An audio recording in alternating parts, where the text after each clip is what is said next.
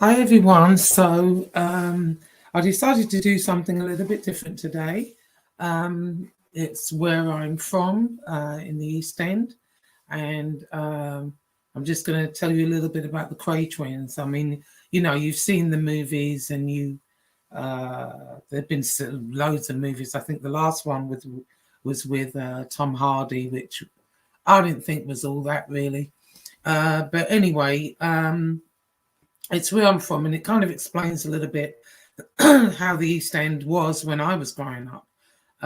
Even though the Kray twins were way before my time, but the values they kind of instilled, as far as it was old. It was like an old wartime value where you could go and borrow a cup of sugar. You can go in each other's houses.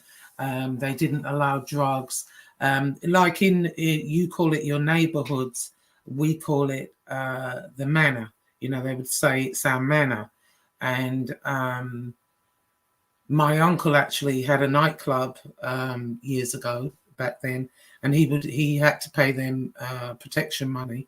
But it's not that anyone had to strong arm anyone for this protection money. I mean, they did, of course they did, but a lot of the people that lived in the East End would go to them and say, hey, can you, protect my club, pub, restaurant, whatever it was? A little bit like in Goodfellas, when that guy, the guy that owns the restaurant, goes to Paulie and says, come in with me. Not that they wanted the Krays to go in with them, but they would pay them what the Krays would do. Like, say you had a pub or a restaurant, they would go and drink there and eat there maybe, and be sitting there, a couple of times. And then people knew that's where they drank, that's where they ate. Don't mess with the owners, because obviously there were other fractions trying to get protection money as well. Now, there was a thing between East London and South London, the Richardsons, and there was a thing going on between them and the Krays, like a real bad kind of rivalry, but I'll get to that another time. But I'm just going to play this for you. This is a little bit. Now, these are like the older time gangsters before my time. And coming up, it was a new set. And I'll introduce you to the old and the new as time goes on. So you can kind of see where I'm from. It's the same kind of like mindset, if you will, as your neighborhoods here, especially in New York. And so, I just wanted to show you. So let's start. Hopefully it'll play. Let's see.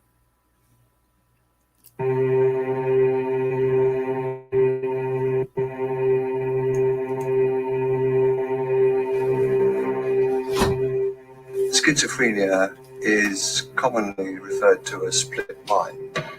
Their behavior, their responses, their speech, their thinking is unrelated, often in a very bizarre way, to what's happening in the world around them.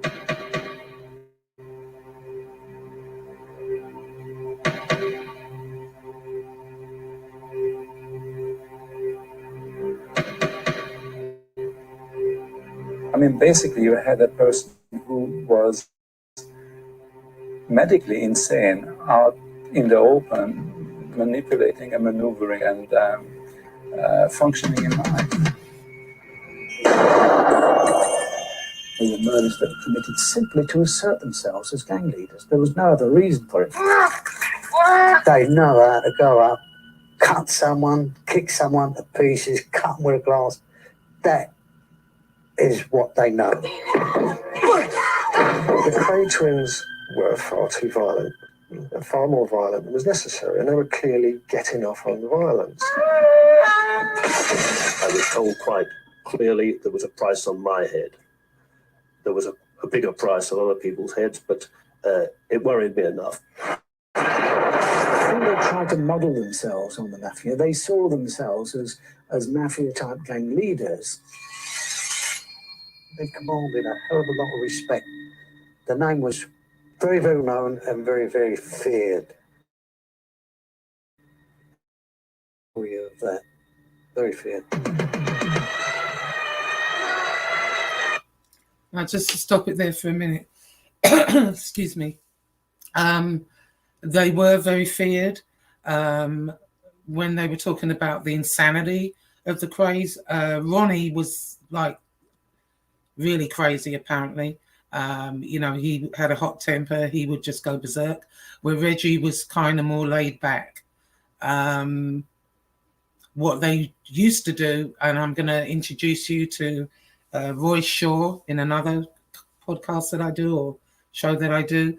What they used to do in England, you know, if you were kind of out of control, they would put you in a mental institution, you know, a prison mental institution, Broadmoor, I think Ashcroft is another one. Anyway, once they got him in there, you know, they would give him electric shock treatments, all kinds of crap, and then let him out, let him loose. You know, it really didn't make sense.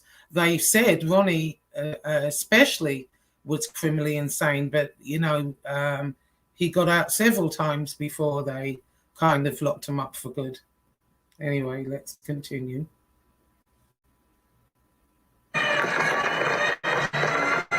You see the old prison vans back in the olden days in the 60s. On March the 5th, 1969, identical twins, Reginald and Ronald Kray, were sentenced to life imprisonment. They were 35 years old. Summing up, Justice Melford Stevenson said, "I'm not going to waste words on you. In my view, society has earned a rest from your activities, and I recommend that you be held for at least 30 years. Early 20s, the Krays had been building up a criminal empire in the East End of London. An empire of fraud, gambling, protection, and ultimately murder. Their arrest heralded the end of an era. Demolition and development is now replacing the warren of clubs and pubs that formed the backdrop to their activities. Yet the East End of London is as much attitude and tradition as it is architecture. And during their years of freedom, the twins etched a lasting chapter in the stories that are told there. A compelling fascination that is destined to outlive the twins and all who knew them. Inevitably, the Krays will always be remembered as Britain's only gangsters.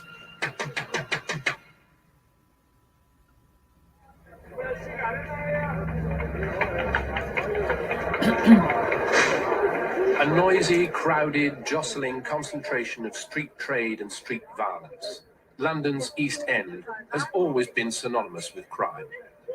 The squalid, overcrowded slums of the 1800s were a breeding ground for illegal enterprise as poorly paid men and women attempt to feed and clothe their families. Crime was an accepted part of everyday life, and acts of extreme violence a regular occurrence. The wealthy, attracted to the East End by its illegal gambling and prostitution, regularly fell victim to the thieves and muggers in a dimly lit maze of narrow streets. By the turn of the century, London's East End was a teeming mix of colourful communities. At its heart were the docks. Here, thousands of men found work and ready criminal pickings from the vast colonial trade of Britain's empire. Now, the London docks were not far from where I lived, and they were still, my ex-father-in-law used to work at the docks. He retired from there. I want to say he must have been retired at least 20 years now, but, you know, they would get a lot of stuff in from the ships and, you know, they would sell it at the market. It was all knockoff, you know, a lot of activity, a lot of money was made at the docks. Now they've knocked them all down and made them into luxury apartments that look over. You wouldn't even recognize it now. I didn't. I was like, whoa. Anyway, let's continue. Yeah. As the scale of dockland activity increased, so too did the illegal economy that it fed. The docks are a wonderful area. I mean, not only in terms of the sailors who are coming ashore, who are going to have their money taken off them by prostitution, and they want to have a little gamble, but of course also the gear that's being moved by lorries, that's being put onto the ships, taken off the ships, all that. And of course you've got nice access there in the East End of London to the markets as well. There are plenty of markets around. You've got Smithfield, you've got Spitalfields, so that gear that is nicked and so on can be easily got rid of, can easily be fenced. Yeah, I just want to tell you about the markets. So we would go to the market every Saturday. Whitechapel, which is where Jack the Ripper used to hang around. Smithfield Market was more for meat. We've got loads of markets. And what they used to do, if stuff fell off the back of a lorry, you know, the guy would have whatever it was in a suitcase and he'd be selling it cheap. And then if they saw the police coming, you know, they'd pack up the suitcase and go down the other end of the market. But you could always get some good stuff down there, for sure.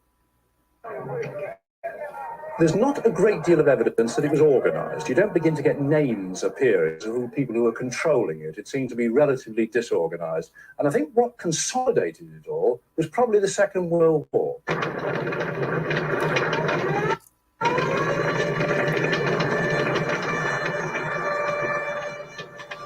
Despite intense bombing, London's docks remained the main artery through which precious goods and foodstuffs were distributed to a population suffering shortages and Spartan rationing. The black market trade in everyday commodities became enormous, and the tradition of petty theft took a sinister turn towards organised crime. On the shattered streets, a new generation were emerging to inherit the post-war underworld. During the daytime, we used to knock about on there. There was a lot of bomb sites. You can imagine what it's like around the East End them days. It's all they bombed was the docks. Oh my God, my internet's been playing up something chronic today, I'll tell you. It's enough to send to docks. You catch all the streets, so it was all debris. And we used to little gangs, we used to have little fights with the bricks, throwing bricks at one another and all that. Plates and things. It was like sort of running wild. The streets of the East End were increasingly coming under control of two gang leaders, Billy Hill and Jack Spot. The financial stakes were high and violence almost legitimate. Jack Spot, Moisha Blue Boys, Sonny the Egg and Little Amy Rosen. These were the governors at the time. And we all... See, and what's funny is it's the same in America. You've all got these weird little nicknames, you know, Johnny the Egg, and oh my gosh, it's kind of the same thing but different accent. It's funny. We used to go down a club in Numberson Street, which is all a commercial road, and we used to play snooker downstairs. Jack Spot come down with Moisha and they wanted to play dice. They said, come on, chaps, all at the table, we're playing dice. With that Benny, it was a big guy, he hit Jack Spot, knocked him smoke out. Of course, all these mob was in there, Moisha, Sonny, I mean, they all come down the stairs. And all I remember was Sonny the Yank had an open razor. I'll see this. I was having a fight with Moisha Blue Boy. I was having to stand up with him. And I see this open razor and he's done Benny right down from a corner of his eye there, right away down there. Of course, we didn't know that. We was only about 15, 16, maybe 16 at the time. Never seen no razors. We had a stand-up fight, a little bit of boot, you know, a bit of leather in there. Had a nice fight, enjoyed it, that was it. Never knew nothing about razors. Aggression and violence provided the only effective policing of an increasingly organised gangland society.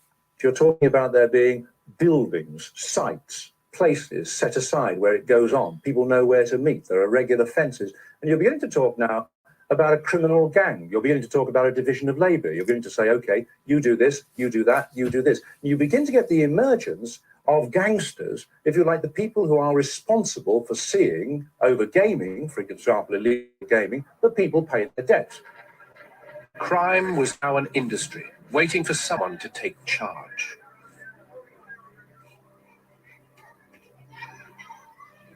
Born in 1933 to Charlie and Violet Kray, the twins had grown up on the streets around their home in Valence Road.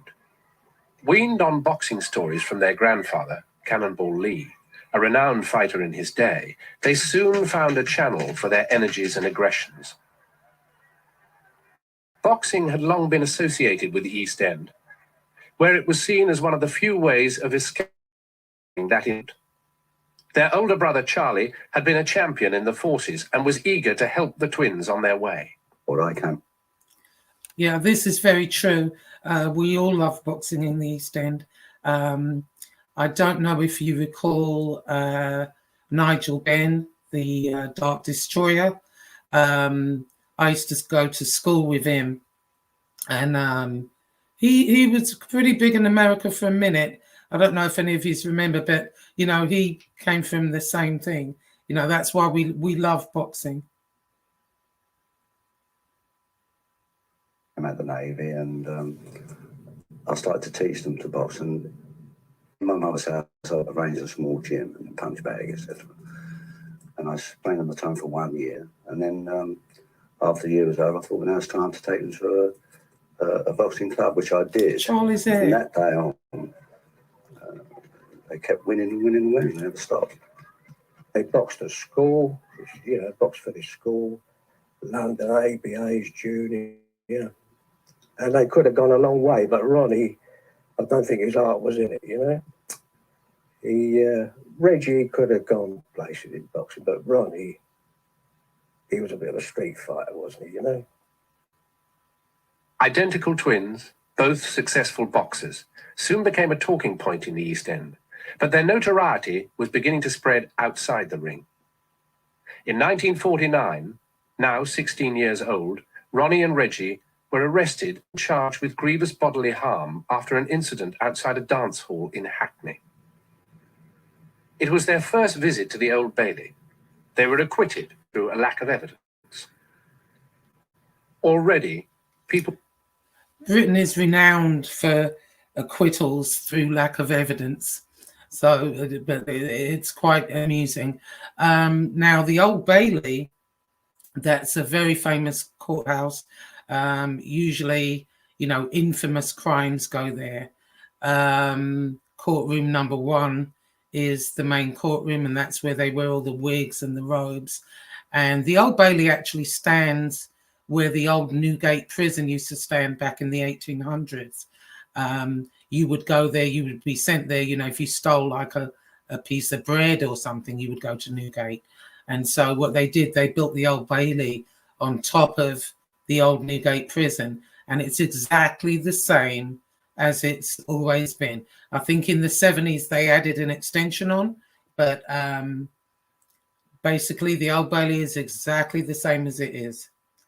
I've been there several times, not on trial, but for other people. Anyway, let's continue. People were unwilling to testify against them as the legitimate side of their life became clouded by a growing reputation on the streets. The boxing and the street violence and the gang fights go hand in hand. Of course, the boxing is more organised. Of course, there are rules about it, but there aren't that many rules. And it's another way of settling disputes, of which, in fact, the punch-up round the corner or the good kicking round the corner or the coshing round the corner is another part. In July 1951, the twins turned professional. And after just 6 fights, they went through to the finals of a major competition. Reggie was proving to be a potent and skillful opponent, but Ronnie had become wild and overly aggressive in the ring. Nonetheless, they were both on the verge of notable success when conscription cut short their professional careers. There, I think one day, and they came home.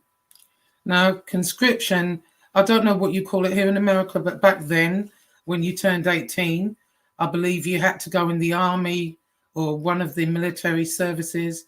I want to say for a year, could have been 2 years.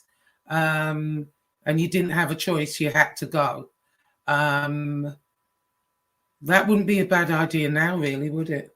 You know, because it really, they said it would make men of them. You know, the war had just been won, and you know, that's what they were doing back then. Now I can't remember when they ended it, conscription, but yeah, it wasn't a bad idea. Not that the Krays enjoyed it. Let's see. I said, what's wrong? You've been allowed out. They said, no. I'm not in people like that screaming, shout at me. I think really they just resented it from the beginning, and they didn't give themselves time to accept it. And they came home and they threw the uniforms away, and they never went back until they was caught, obviously. The twins spent 8 months on the run from the army, lost to the police in the underworld of the East. End. After their recapture, they were sent to a military prison at Shepton Mallet. Yeah, I've been there. Not as an inmate. Cry. And I think to myself, these boys are a new kind. You've got it. You've got it. And I can see it. And you've got to learn how to use it. Now there's people out there, lots of people, who don't like to be hurt. Not them, or their property. Now these people, who don't like to be hurt, pay people not to hurt them. You know what I'm talking about, don't you? Of course you do. Now when you boys get out of here, you keep your eyes wide open. Watch out for the people who don't want to be hurt. Because you scared the shit out of me, boys. Wonderful. Yeah, definitely did do that. Rationing I remember ended. those cars.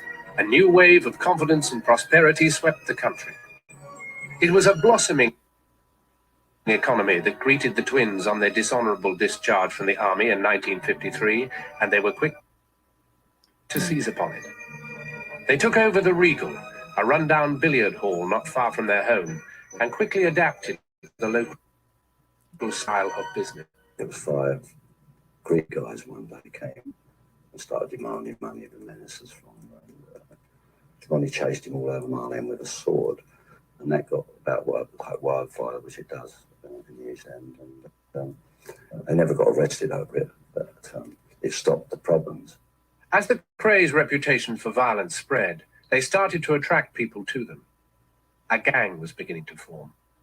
The rumour was floating about the East End that these 2 young tearaways, Balance Road, was, going into pubs, picking on people, picking on little teams. Because the East End and the West End was dotted about with all little teams. Each little area, like the Watney Street mob, you had the Commercial Street mob, you had the Limehouse mob, the Poplar mob, all little mobs, all very handy people. Gambling was still illegal, but the East End was riddled with spielers, tiny one-room clubs, outside the law and ripe for protection. Through the mid-50s, the Kray's empire grew to encompass fraud and extortion. Their gang was now known as the Firm. One night it was packed out, a brick come through the window, of course. And so, yeah, they were known as the Firm. And if you notice now, that's what they call the royal family, the Firm. So that's where that came from. Let's continue, hopefully. I know it's trouble once a brick comes through your window. It's trouble, of course, they'll scatter, wallop. And a guy who was in the club at the time, he said, Bill, you want to go down and see the twins? Sort this out here. You can have problems. I said, oh, I will. Ronnie come right out. He said, it'd be a pony a week, which them days was a lot of money. £25, a lot of money. Well, Charlie, £25, about $50 nice fella. My opinion, never was a villain and never would have been a villain. Reggie, you look at him in his eyes, you smell fear. And fear came on with Ronnie, oozed out of him. He had a smile, almost take it 2 ways. Either he's smiling at you because you're going to get hurt, or he's smiling at you because he likes you. I mean, Ronnie would be laughing and joking about, all of a sudden, it picked on you. Ronnie was becoming as aggressive as he'd been in the ring, even with members of the Firm. I was at the club speaking to George and Alan Dixon, and Ronnie happened to walk in. And I never seen him. Hello, Bill. And he stopped dead, went in his pocket, pulled out a Beretta, went up to Dixon, and Dixon was about 6'3". Ronnie was about as tall as me, I suppose, what, about 5'9", 5'10". Put the gun to his head and bang, bang. Pulled the trigger twice and nothing happened. I thought it was a joke. Ronnie took the 2 bullets out. He said, "Here's your birthday present, George." It was apparent that Ronnie was becoming unstable. For some Unhinged. time, he'd been open about his homosexuality, confident that no one dare question it. But his use of violence was becoming irrational. Right, and so what they said is, I mean, Ronnie was homosexual, and back then that would have been like a definite no-no in the East End, but he got away with it because they were so scared of him. Nobody would dare say anything. They also said Reggie was the same way, but I think Reggie might have been bi because he did get married. He married Frances. He loved her. So I'm not so sure about that. But one of the guys they killed was killed because he called Ronnie a fat puff in the pub. And Ronnie went in there and killed him, shot him in the head just point blank in front of a crowded pub. And what happened is they, the police all came, Ronnie just left. Nobody saw anything, of course, nobody. Later on, he would be charged, with it, but he got away with that for like a good couple of years.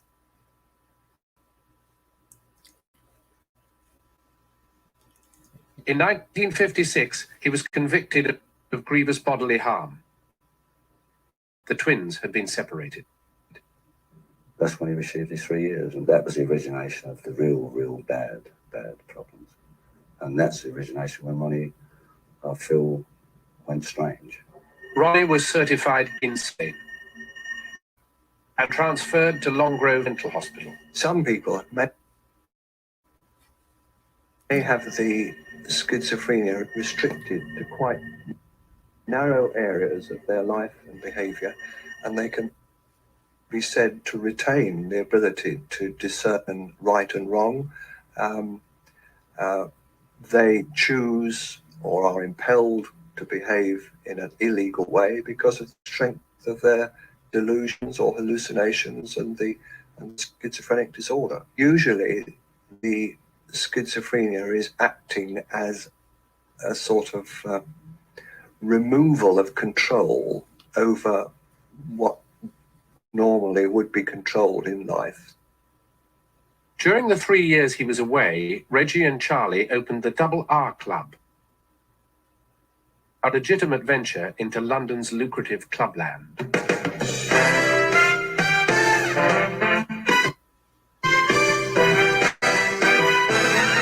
That's the West End Soho.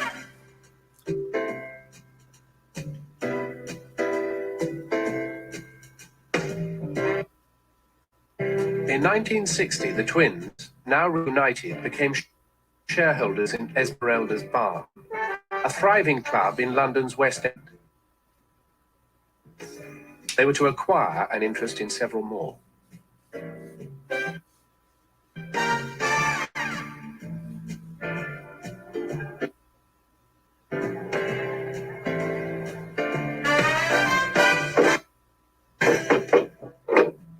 Okay. Can I get a drink? Fantasy and reality began to blur for the twins. In 1962, part of a major feature film was shot in one of their clubs, and the Krays were immersed in a lifestyle totally at odds to their underworld activities. Everything seemed to have been arranged. Wherever you went with them, the doors were open. People were waiting for them. And they were treated like celebrities already those days. It was a new phase in the Krays' career. Now they were mixing with celebrities and nobility and courting influence there. But beneath the glamour, little had changed. And I knew that they had control of the East End, because that's how we got connected. That they came to us on the first day of shooting and said that it's very dangerous shooting in the streets of the East End, which was the case those days in '62. And you will get into a lot of trouble, you know, unless you are asked to look after the film. Yeah, I was paying protection money at the time. I assumed that a lot of the little clubs and drinking clubs, which was smuggled all over the East and West End, I should imagine they was getting a few quid over there and a bit of fiddling here and there. Nothing very big, but it was heading that way. The Krays' network of clubs, fraud and protection was now a substantial concern. Yet headquarters was still the family home in Valence Road. From here, Ronnie now organized military operations to protect and expand their empire. I've been in there in the morning, come about 10 o'clock in the morning, still in bed. You walk in the kitchen and on the table be knuckle dusters, flick knives and a Beretta. So there was plenty of ammo there, plenty of gear there. And it was given the name of Fort Valence, and Ronnie was called the Colonel, and that's how it all started in the early days. The days of the razor and the knuckle duster are all gone, and a straight fight and a good boot or a ball. And I know people disappeared. There was quite a lot of shit going on. A lot of crimes were ascribed to them. People always said, oh, that's down to the Kray twins. Ronnie and Reggie did that. Whenever something happened, it was always Ronnie and Reggie. And yet nobody was doing anything. Now this is, they called him Nipper Reed. He pursued the Kray twins continually. I mean, he was just relentless until he finally got them put away. I don't know if any of you guys that have been in the mob have had one particular person kind of being after you. Nipper Reed never gave up. He never gave up. He got his boys in the end. So let's continue.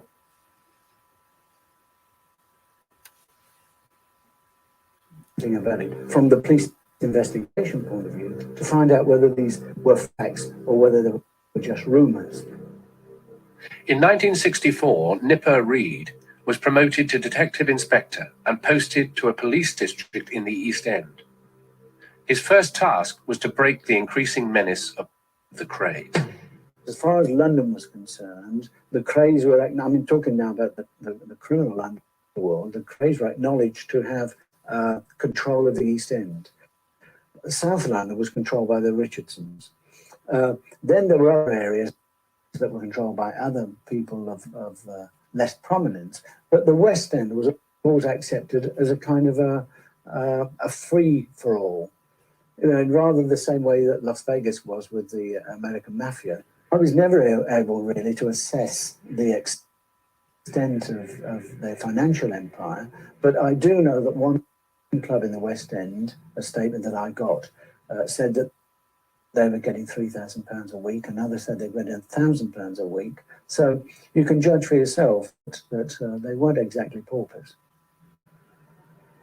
Supplementing the protection racket, the firm was also funded by large-scale frauds, long firms as they were known. The twins relied on sharp-minded men like Leslie Payne to run the operation for them. Several bogus companies would be set up to order goods from a number of unsuspecting suppliers. And then you build it up until you've got about 5 firms or 6 firms you're getting stuff off of.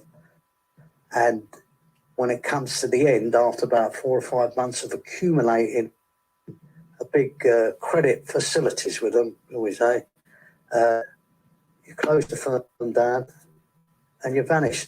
Such operations provided steady income for the twins and fueled their fantasies of a mafia-style business empire. I can remember them hurtling around the East End in big American cars, and they had all these kind of hirelings who would drive the car, and if they'd stop outside a nightclub or outside a pub, some of the hirelings would jump out and open the door for them to emerge.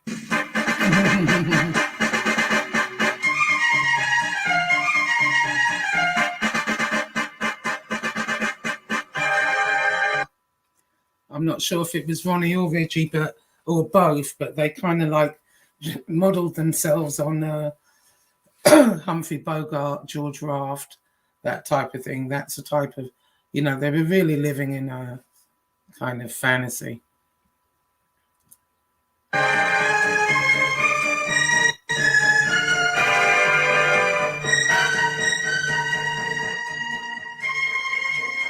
It was the films of Chicago-style gangsters that influenced more than the actual stories. So that one had this funny fudge between whether they were modelling themselves on the actors who were playing the gangsters or the gangsters themselves. In 1964, Ronnie Kray finally became headline news. His name was linked with Lord Boothby in a homosexual scandal that was set to rock the nation. This story was leaked by the police to Sunday Mirror crime reporters. By the next week, we were reporting that the activities of the Kray brothers, but the Mirror didn't dare name them. We were much too frightened of the whole situation, even though there was already in our hands a photograph of Ronnie Kray with Lord Boothby. Fleet Street and the police wanted blood.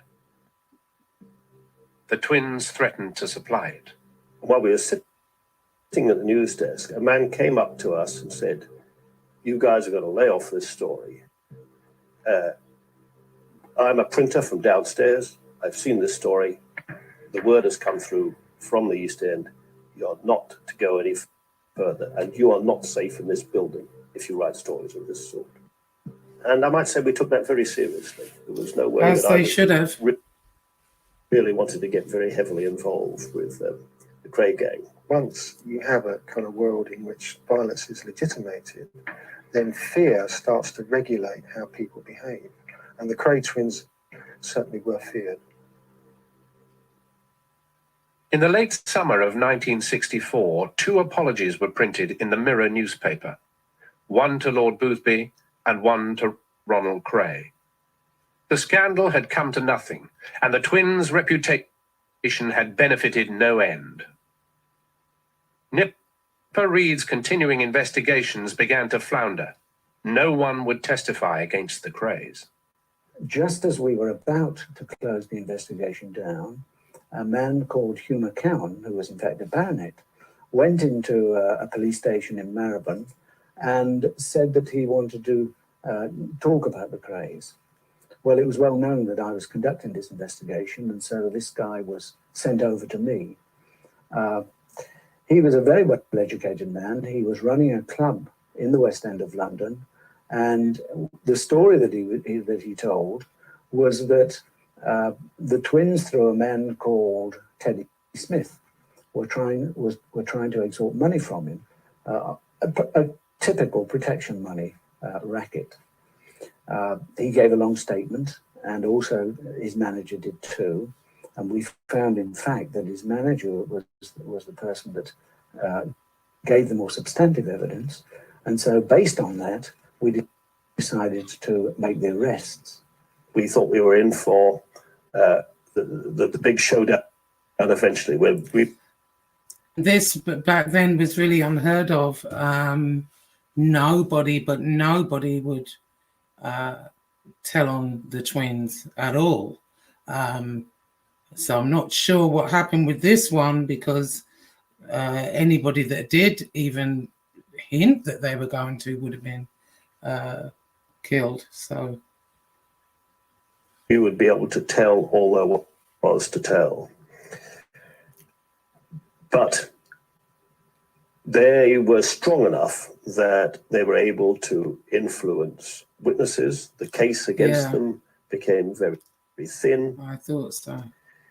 In the middle of the trial, I was actually in the hideaway club, the club where the blackmailing, the demanding of ministers was supposed to have taken place. And I found McCowan, the key prosecution witness, actually in the club with somebody who was retained at the time by the Krays. So the whole thing wasn't being handled or wasn't under control at all. The police really had a bit of a thin case. The manager, who of course was the man that gave the real meaty evidence, had already been tainted. His story to me was that he had been walking around London and suddenly he'd had a revelation from God that he shouldn't tell this story, that it was a story that was false. And that suddenly, when he came to his senses, he realised that he was in Valence Road, and he walked into 178, which was the home of the Krays then, and there demanded to see a priest, and so one was brought to him, and then he confessed that the story that he'd given before was false, and that he now wanted to renege on that and give the true evidence. Right. Again, the Krays triumphed. Their position now seemed unassailable. They were all powerful in the East End, they were celebrities in the West End, and now they had beaten the press. Funded by a network of illegal earnings, supported by the villainy of the firm, and protected by the wall of fear and violence they left in their wake, the twins would never be more powerful than they were at this moment. Okay, so I'm going to leave it there for now.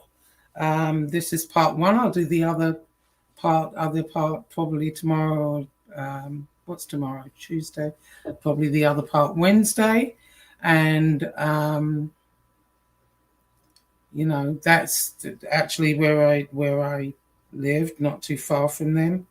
I mean, they were way before my time, as I said before, but that's the type of environment. And, you know, I thought I'd give you something different. So, yeah, I may finish this tomorrow. I'm going to be going live with Stacks at 7. So maybe after that, I'll continue with this, or possibly the next day. Anyway, have a good evening for now. Talk to you later. Bye-bye.